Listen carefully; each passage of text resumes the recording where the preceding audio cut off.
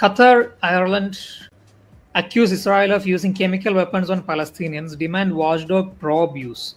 അപ്പോൾ ഇതാണ് വേറൊരു വാർത്ത എന്ന് പറയുന്നത്. ഈ വാർത്തേൻ്റെ പ്രത്യേകത എന്താണെന്ന് വെച്ച് കഴിഞ്ഞാൽ ഖത്തർ ആൻഡ് അയർലൻഡ്.